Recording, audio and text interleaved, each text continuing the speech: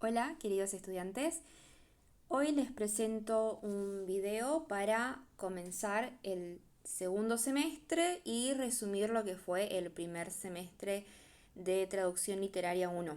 Es muy importante que ustedes vean este video porque vamos a recalcar aquí algunos lineamientos de Traducción Literaria 1 con respecto a lo que se espera en esta segunda mitad del año. Primero que nada, quería comenzar con los temas ya abordados en Traducción Literaria 1.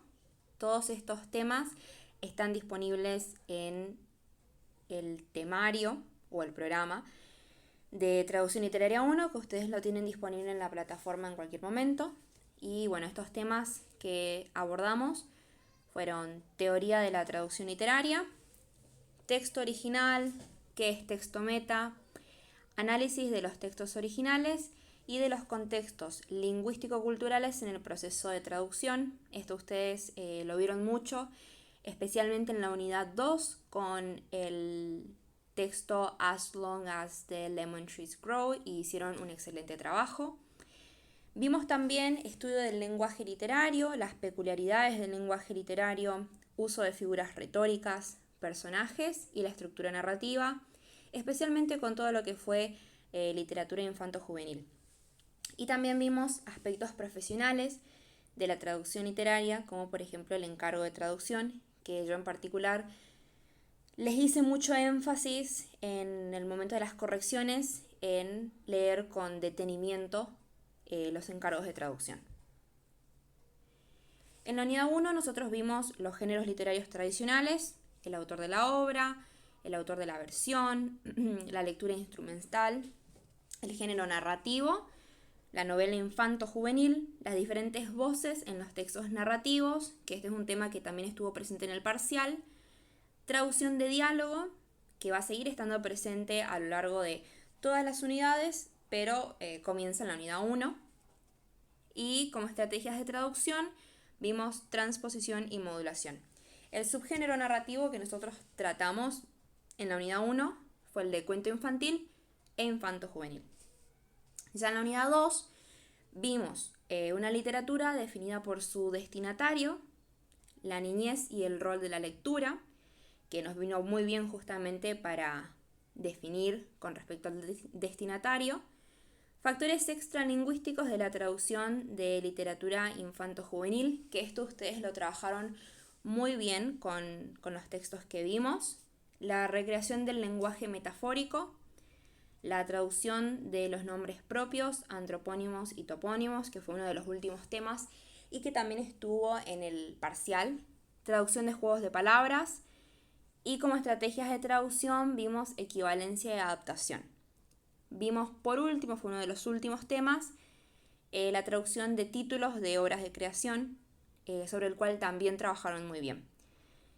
Los subgéneros narrativos que vimos en la unidad 2 fueron los cuentos y poemas y canciones también podríamos decir, para niños y jóvenes, especialmente con My Little Rhyme Book, que también en ese trabajo práctico trabajaron de una forma muy ingeniosa. Ahora, en la siguiente parte de esta cursada vamos a abordar lo que es la unidad 3 y la unidad 4. En la unidad 3 nosotros tenemos como contenidos teóricos las características de la novela policial y la novela de suspenso, que es la verdad que una unidad muy linda para trabajar. Vamos a ver lo que es argumento, personajes y resolución dentro de estas novelas, de este tipo de novelas. Tiempos verbales de la narración, la descripción y el diálogo. Fíjense que acá, lo que les comenté antes, el diálogo sigue apareciendo, perfectivos e imperfectivos.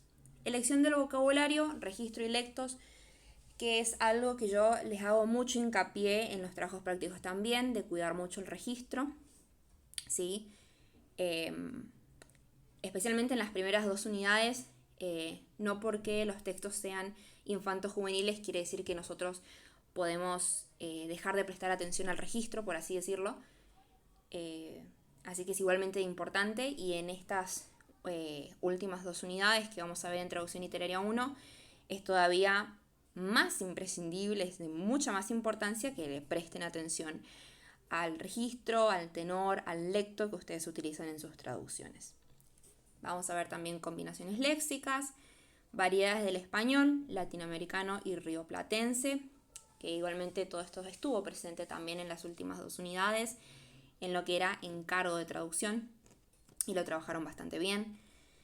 Y como estrategias de traducción vamos a ver la reducción y la expansión. En este video no vamos a comenzar a desarrollar las nuevas estrategias, pero debido a que varios de ustedes en trabajos prácticos de la unidad 1 y la unidad 2 utilizaron estas estrategias antes de haberlas dado, me gustaría mencionarlas rápidamente para que tengan una idea de qué es lo que vamos a estar desarrollando, pero como les digo, no las vamos a comenzar a desarrollar ya mismo en este video, pero es para que tengan una idea. En la unidad 4 vamos a ver los géneros no ficcionales y cuáles son sus características. ¿Cuáles son estos géneros? Rápidamente, los libros de autoayuda, biografías, autobiografías. Vamos a ver cuáles son las diferencias y las similitudes que tienen con los géneros ficcionales, los culturemas, la intertextualidad, la relevancia y creación de notas al pie. Ustedes utilizaron, varios de ustedes, en trabajos prácticos, la cuestión de notas al pie o notas del traductor. En el 90% de los casos yo le diría que ocuparon muy bien las notas del pie, así que creo que este tema en particular no les va a representar a ustedes ningún tipo de complicación, pero sí es un tema también que hay que tener mucho cuidado cuando se lo trata. Vamos a ver la revisión y control de calidad, que igualmente yo sé que ustedes hacen el control de calidad de sus traducciones. Quiero imaginar que ustedes leen sus traducciones antes de enviarlas, al menos la mayoría. Y bueno, lo vamos a ver con más detenimiento en la unidad 4. Y por último, como estrategias de traducción, vamos a ver explicitación y equivalencia funcional. Antes de seguir, quería darles algunos takeaways del primer semestre, ¿sí? Cerrando este primer semestre de Traducción Literaria 1, es importante que repasemos cuáles son estos puntos más relevantes que surgieron a partir de los trabajos prácticos de todo el grupo y que se van a repetir como un criterio de evaluación en la segunda mitad del año. Estos takeaways no solo recogen los errores más frecuentes, es decir, los más repetitivos, los que más se dieron a través de todos los trabajos prácticos, sino que también marcan el estándar esperado en Traducción Literaria 1 de aquí en adelante. El objetivo es que todos partamos de una base común, que estemos todos en la misma página para evitar que estos problemas vuelvan a aparecer. Entonces, a partir de este momento, se considera que estas indicaciones que voy a mencionar más adelante son de conocimiento de todo el grupo y por lo tanto su cumplimiento va a tener un impacto directo en la calificación. Es decir, esto ya tiene un impacto en la calificación, así está estipulado en el reglamento de la cursada y en el baremo de calificación, pero esto es nada más para recalcarles que va a seguir siendo así y debido a que ya hemos pasado todo un semestre completo, va a ser todavía más riguroso al momento de calificar. Primero, tenemos la puntuación de diálogos en español, que me parece que es el principal tema que deberíamos tratar. La puntuación de diálogos en español es un tema complejo, es un tema que cuesta agarrarle la mano y al que hay que prestarle mucha atención al momento de hacer la lectura, ¿sí? La lectura del material me refiero, y también la lectura del texto de origen y cómo nos queda a nosotros en el texto meta, ¿sí? Está de más que lo recalque, pero lo voy a hacer. En las traducciones en español se deben usar las rayas de diálogo, no las comillas. En las traducciones al español se deben usar las rayas de diálogo para traducir diálogos. No se usan las comillas para traducir diálogos. ¿Tienen ustedes material con respecto a la puntuación de diálogos en español? en la plataforma disponible en todo momento para ustedes. Así que si tienen una duda pueden recurrir al PDF con las reglas de puntuación de diálogos en español. Pero lo importante es que sepan que deben utilizar la raya de diálogo cuando traducen diálogos al español. No deben utilizar comillas, no deben utilizar bullet points o elementos de lista, ¿sí? Porque cuando ustedes ponen elementos de lista, les ponen los puntitos, como los que tienen aquí en pantalla, y ustedes tienen la opción de modificarlos, que tengan una forma distinta, y una de esas formas es una raya, pero no es la raya de diálogo, no cumple la misma función, y por lo tanto no debe utilizarse, es un uso incorrecto. ¿Sí? Eso se toma como que no están utilizando rayas de diálogo. Entonces, deben utilizar rayas de diálogo. Si no saben cómo ponerlas con el teclado, pueden insertarlas desde el área de insertar símbolos en Word. Si no la encuentran ahí, pueden copiarla y pegarla desde el documento de puntuación de diálogos que tienen en la plataforma. Y si no lo hacen de esa forma, pueden googlearlo y lo sacan de internet, copian y pegan la raya, el simbolito de la raya, para poder utilizarlo. El uso de las comillas para marcar diálogos en español es incorrecto.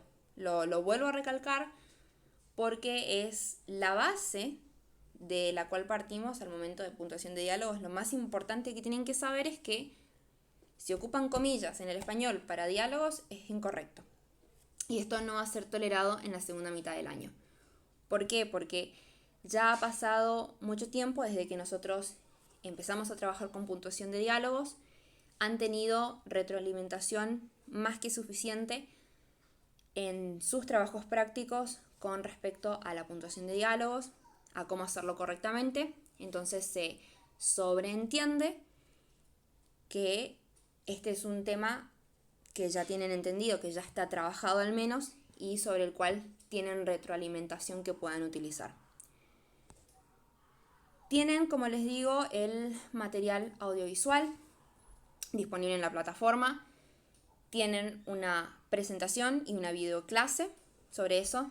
Con respecto a material de lectura, tienen el PDF que les mencionaba sobre la traducción de diálogos, sobre el uso de la raya en puntuación de diálogos de Alicia Zorrilla, y también un enlace al texto sobre el uso de las comillas, ¿sí? Y también tienen con respecto a los verbos del habla. Incluyo aquí lo de los verbos del habla porque está sumamente relacionado a lo que es traducción de diálogos, como ustedes sabrán, porque la gran mayoría leyó el material de cátedra. Y es un pequeño detalle, ¿sí?, que habría que afinar un poquito en algunas traducciones para evitar perder puntos. Como por ejemplo, ustedes saben, los verbos del habla, decir, anunciar, etcétera, etcétera. Hay otros verbos del habla aparte de decir. Decir, dijo, dice, digo. Utilizar el mismo verbo del habla en todo el diálogo hace que ustedes incurran en la mayoría de los casos en el error de la repetición. ¿Sí? Yo les puse ahí arriba en un circulito amarillo. Esto está sacado del baremo de correcciones de ustedes. La repetición, que es repetición innecesaria de una misma palabra, frase o mismo sonido que cause cacofonía, o repetición de estructuras sintácticas. ¿Sí? Al utilizar siempre el mismo verbo del habla en los diálogos, a lo largo del semestre me refiero, muchos incurrieron en lo que es repetición. Una repetición innecesaria porque tienen muchos verbos del habla que puedan utilizar. Y bueno, está de más decir que los errores de puntuación, como por ejemplo no utilizar la raya de diálogo para los diálogos y en su lugar utilizar comillas o elementos de lista o el guión o cualquier otra cosa que no sea la raya de diálogo, hace que ustedes incurran en el error de puntuación. ¿Sí? Entonces, les recalco, les pongo de vuelta la diapositiva anterior. En las traducciones en español se deben utilizar las rayas de diálogo y no las comillas. No utilicen comillas si están traduciendo un diálogo al español. Esto no va a ser tolerado en la segunda mitad del año, porque se sobreentiende que ya lo trabajaron. Estrategias de traducción, en general el uso fue correcto, fue un uso muy imaginativo e ingenioso, y eso me pone muy contenta, pero es importante recordar, primero, no está aquí en la diapositiva, pero sí es un tema bastante complicado, es un tema que cuesta ahora y va a seguir costando, así que es un tema con el que deberían amigarse, porque lo van a seguir viendo y va a seguir siendo difícil de acá hasta que terminen de cursar. Entonces por eso es importante que ahora que comienzan a ver las estrategias, que se saquen todas las dudas que tengan y que aprovechen de trabajarlas. Que hagan, por ejemplo, los cuestionarios que tienen disponibles en todo momento también en el aula virtual, especialmente antes de los parciales, que están muy buenos para eso. Entonces, el takeaway que sacamos de estrategias de traducción es tal vez el principal error que surgió en la mayoría de los trabajos prácticos fue con la estrategia de equivalencia. Lo que ustedes tienen que recordar de la equivalencia es que es una frase fija o cultural establecida en la lengua meta que ya se usa así y se va a seguir usando de la misma forma, es decir, no va a cambiar. Por ejemplo, it's raining cats and dogs, ¿sí? Que está lloviendo mucho. It's raining cats and dogs siempre se va a decir así. Nunca se va a decir it's raining a cat and a dog. Nunca se va a decir it's raining zebras and bunnies. Nunca se va a cambiar eso, ¿sí? Siempre va a ser it's raining cats and dogs. Y en español se dice llueve a cántaros. La equivalencia es llueve a cántaros y llueve a cántaros siempre se va a decir así. Nunca se va a cambiar. Nunca se va a decir llueve a un cántaro o llueve a los cántaros o a lo cántaro. Siempre se va a decir llueve a cántaros, porque esa es la frase fija o cultural, esa es la frase establecida y no se cambia. Otro ejemplo es el de break a leg, por mucha mierda en el contexto de teatro, ¿sí? Break a leg siempre se va a decir así, nunca se va a decir break an arm o break your head. En este contexto siempre va a ser break a leg, porque la frase está fijada de esa forma, se va a usar así, se usó así y no va a cambiar. Eso es con respecto a la equivalencia. Surgieron muchos errores de equivalencia, principalmente en el parcial, porque entiendo también que era difícil encontrar el ejemplo de equivalencia, que era to take a long drag, que es o dar una calada larga o una calada profunda, pero ese era el ejemplo de equivalencia porque es una frase que se usa así, se va a seguir usando así y no hay otra forma posible de decirla, porque si le cambiamos una palabra o cambiamos el orden de las palabras, ya deja de ser una frase fijada, cultural establecida, ¿sí? Otro ejemplo en español es, por ejemplo, al pan pan y al vino vino. Esa frase siempre va a ser así, nunca se va a cambiar, y si nosotros le cambiamos un elemento o le añadimos elementos léxicos a esta frase, deja de ser una frase fijada o cultural, la gente deja de reconocerla como la frase a la que te estás refiriendo. Al pan pan y al vino vino siempre va a ser así, nunca vamos a decir al pan pan y a la cerveza cerveza, porque no es la misma frase, esa no es una frase fijada, ¿entienden? Eso con respecto a la equivalencia, nada más para recalcar, igualmente equivalencia lo vamos a seguir viendo también, pero este fue un error bastante recurrente, especialmente en el parcial, y me parecía que valía la pena como aclararlo una última vez. Lectocomprensión y consignas. A lo largo del semestre se han invalidado muchas traducciones por usar una variedad de español incorrecta, y eso es claramente una consecuencia de no leer detenidamente el encargo de traducción, ¿sí? Cuando el encargo de traducción les dice, por ejemplo, que la traducción es para Argentina y áreas de influencia, eso automáticamente descalifica el uso del español rioplatense. ¿Por qué? El español rioplatense está bien para usarlo en Argentina, pero ¿qué son áreas de influencia de Argentina? Y puede ir desde Paraguay, Uruguay, Brasil, hasta incluso áreas más alejadas, ¿sí? En donde no se utiliza el español rioplatense. Entonces, utilizar español rioplatense sería incorrecto. Por eso les pido por favor que lean detenidamente el encargo de traducción para evitar este tipo de errores. Simplemente porque lean Argentina no quiere decir que, listo, voy a ocupar el español rioplatense. Recuerden también que los encargos de traducción están formulados para que, por decirlo de alguna manera, ustedes pisen el palito, ¿sí? Entonces, lean a conciencia, lean detenidamente, porque ha pasado que muchas traducciones han sido invalidadas por utilizar una variedad de español que es incorrecta, ¿sí? Las consignas, además, siempre les piden a ustedes aportar ejemplos claros, es decir, no solamente 2 o 3 palabras, sino que deben aportar oraciones completas. Les recalco que por definición una oración completa es aquella que empieza con mayúscula y termina con un punto, ¿sí? Pasó mucho, pasó en el parcial, pasó en los trabajos prácticos, que no aportan oraciones completas, sino que toman simplemente el ejemplo en el cual ustedes aplican, por ejemplo, la estrategia o el ejemplo en donde ustedes ven la figura literaria y no es la oración completa. Es importante que pongan la oración completa para tener el contexto de este uso. Les recalco, una oración completa empieza con mayúscula y termina con un punto. Hubo muchos de estos errores también en el parcial, donde no ponía un punto al final o el ejemplo empezaba con minúscula. Todo eso es incorrecto.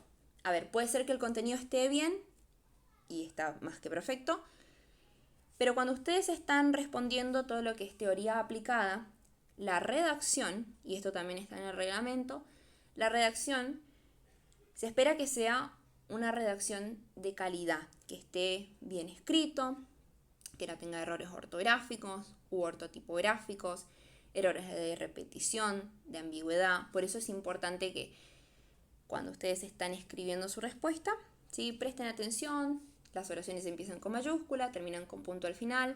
Lo mismo va para los ejemplos, ¿sí? Los ejemplos que ustedes vayan a poner empiezan con mayúscula y terminan con punto, ¿sí?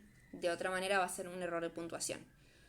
Y por último, siempre se les pide en los trabajos prácticos que donde ustedes ponen su ejemplo, ¿sí?, el ejemplo donde ustedes pusieron la equivalencia, la adaptación, la transposición, tiene que ir en negrita, ¿sí? Si no la quieren poner en negrita, pónganlo en resaltado, en un color distinto, pónganlo subrayado, en cursiva.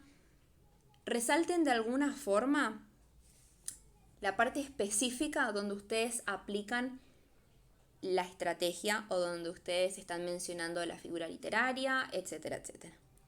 ¿Por qué?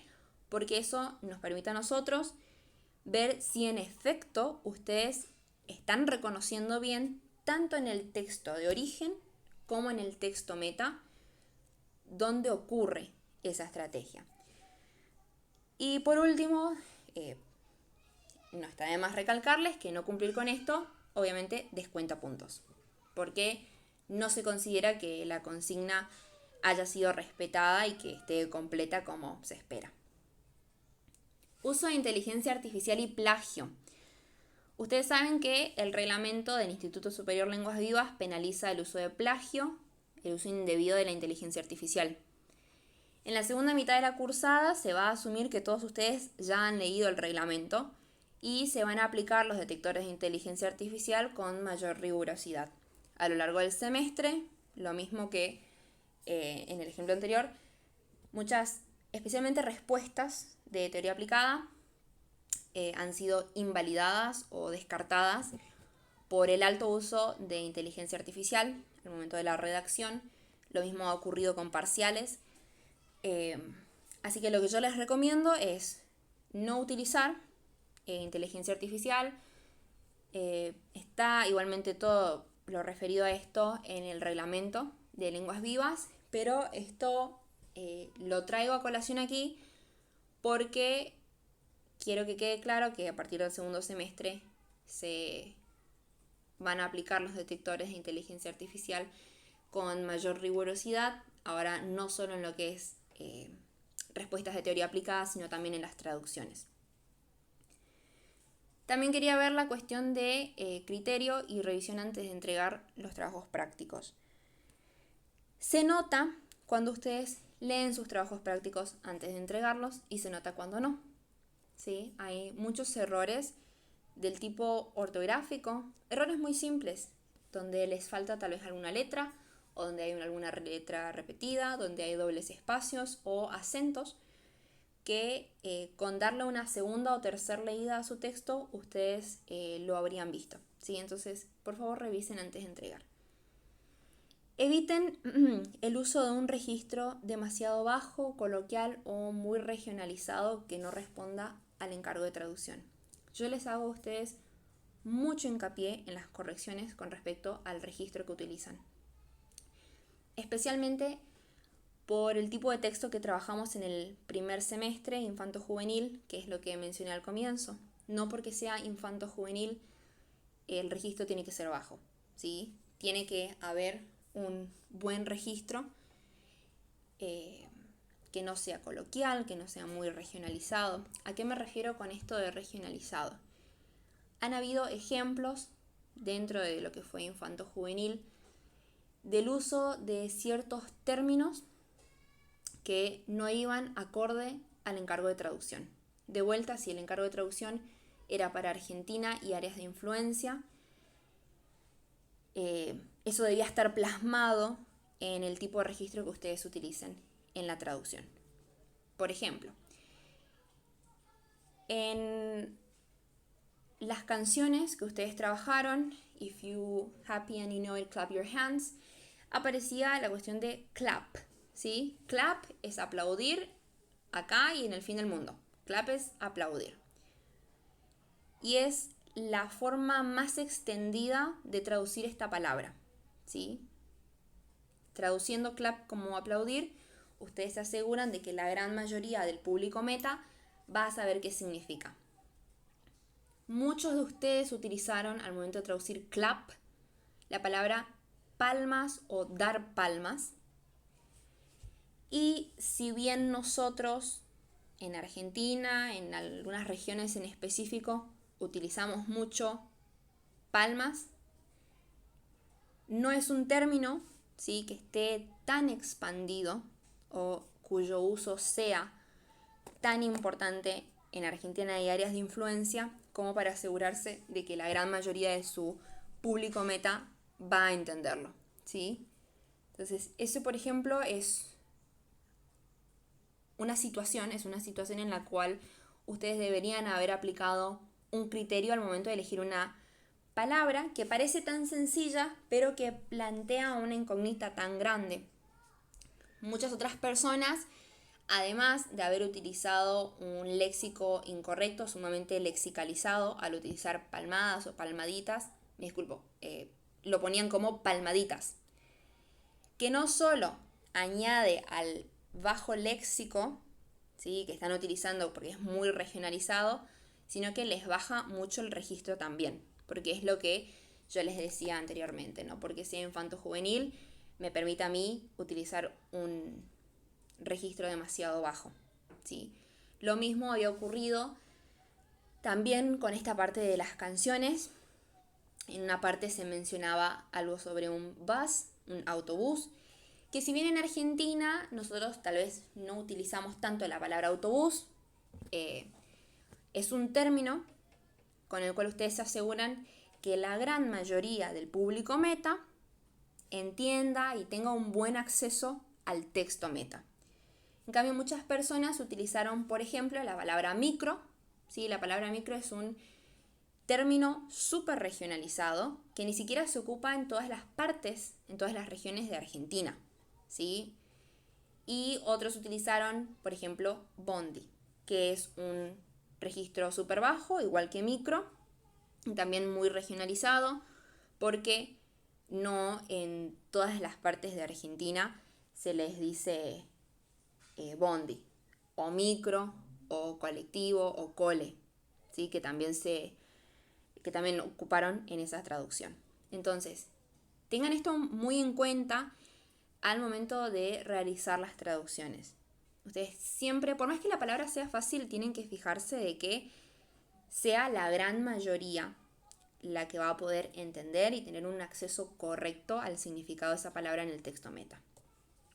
Bueno, lo que les dije al principio, antes de entregar, deténganse a leer sus traducciones con un enfoque crítico, ¿sí?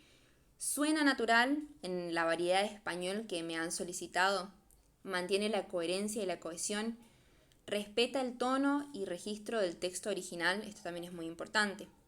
Y, bueno, está de más decirles, no se trata solamente de traducir, sino de que ustedes tienen que entregar un texto final que pueda publicarse sin correcciones mayores. Y acá quiero recordarles algo que tal vez se les olvida al momento de hacer la traducción, porque sí, en el afán de terminar uno quiere hacerlo rápido, pero cuando ustedes reciben un trabajo práctico están recibiendo un encargo de traducción. Por ende, al momento de comenzar a resolverlo, ustedes tienen que ponerse en el papel de traductor profesional, que es para lo que se están formando. En el papel de traducción, de traductor profesional, tienen que tomar las medidas y los recaudos necesarios para evitar este tipo de errores, ¿sí? Uno como traductor nunca quiere que le corrijan demasiadas cosas, ¿sí? Uno no quiere que le digan, acá falta una coma, acá está mal el acento, acá está mal esto, esta palabra no suena bien, el registro no está bien. Uno siempre quiere que la traducción que uno entrega a la empresa, al cliente, a quien sea una traducción de agrado para el cliente, para que vuelvan a utilizar nuestros servicios.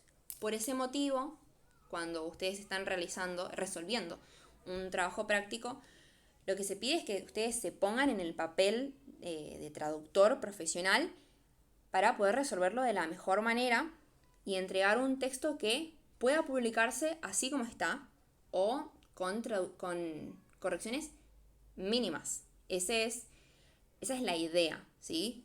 Por eso a ustedes se les da un encargo de traducción de manera tan profesional, diciéndole cuál es el rango etario al cual está dirigido, cuál es el público meta, las zonas de influencia, el tipo de editorial. Todo eso es información muy valiosa para ustedes como traductores, a la que realmente le tienen que prestar atención, ¿sí? Imagínense que ustedes son contratados por la empresa de sus sueños, le dan un encargo de traducción y por no leer bien o tal vez leer muy apurado el encargo de traducción, utilizan una variedad de español incorrecta en un texto de 300 páginas, ¿sí? Los hace quedar muy mal a ustedes como profesionales. Entonces acá es donde empieza esa formación, ¿sí? De tener un buen criterio y poder trabajar como se espera de un traductor profesional de alto nivel, ¿sí?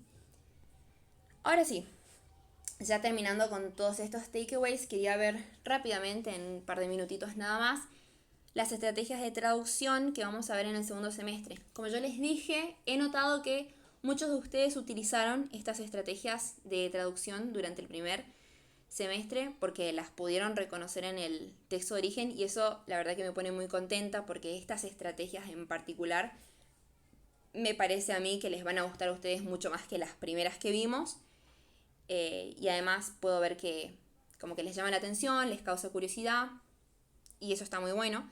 Así que brevemente verlas, presentarlas aquí, porque ya pronto vamos a comenzar a trabajar sí con trabajos prácticos en donde van a tener que aplicarlas.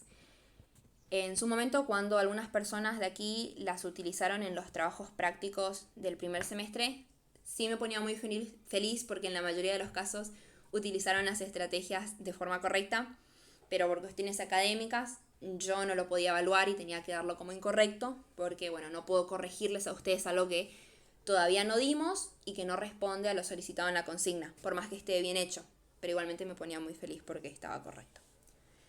Vamos a ver lo que es la reducción, ¿sí? En donde se sintetizan elementos lingüísticos para que la versión traducida sea más concisa que la original.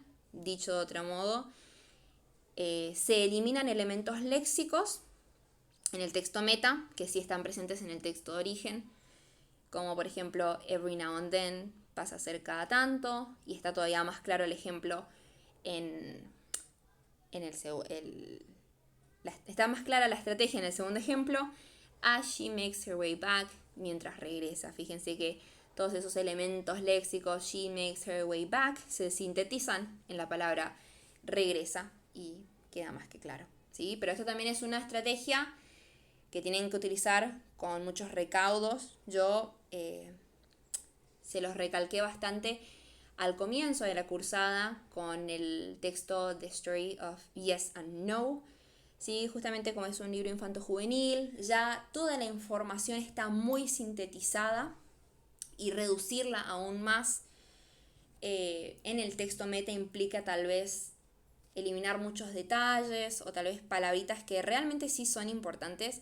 Entonces, de vuelta, tengan mucho recaudo tomen muchos recaudos cuando utilizan la reducción, porque muchas veces sí les va a sonar bien decir todo en menos palabras, pero a veces todo ese palabrerío resulta importante o tiene algún tipo de relevancia, así que si bien se ve muy fácil, tengan cuidado. Tenemos la explicitación, así que básicamente es explicitar información si se considera que el texto de llegada va a resultar confuso o que puede haber una interpretación errónea. Y esto se da muchas veces porque hay casos en los textos de origen donde se presentan elementos culturales que son conocidos, que son muy populares, que todos los conocen y los saben, pero que al momento de traducirlo al texto meta deben explicitarse porque justamente están siendo trasladados a un contexto cultural distinto. Pasa, por ejemplo, con esta oración que tenemos acá: to swallow the Advil they keep beside their beds. ¿Sí? Advil es una marca de medicamentos muy popular en Estados Unidos, así como Aleve o Tylenol, y acá en Argentina marcas que son muy populares, podríamos decir el Tafirol o el Actron, ¿sí? Entonces, en la traducción se explica que el Advil es un analgésico. En esta traducción seguramente hubo algún tipo de instrucción de mantener el Advil, la palabra Advil, y no adaptarla tal vez a los ejemplos que yo le di de Tafirol o Actron por alguna u otra cuestión. Entonces, se explicita para que el texto meta sepa que Advil es un analgésico, ¿sí? Porque puede ser que la marca no sea conocida en algunos países a los cuales va dirigido el texto meta.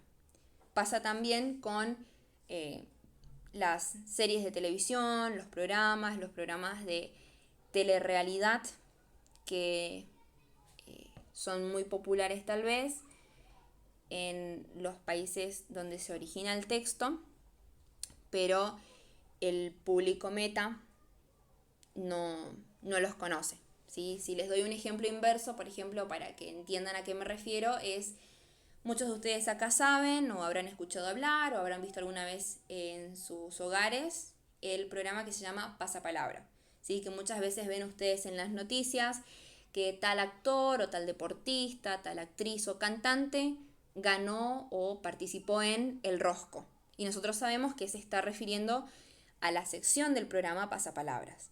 Si eso nosotros lo tenemos que traducir, es muy probable que necesitemos aclarar que El Rosco es un segmento del programa Pasapalabras. Si ahí hay una explicitación, tal vez esa información no estaba en mi texto original, porque si se origina acá en Argentina damos por sentado que es este programa, todos lo conocemos, es muy famoso, muy popular, pero necesitamos añadir esa explicitación para quien no esté dentro de este contexto cultural, ¿sí? Eso es justamente la explicitación.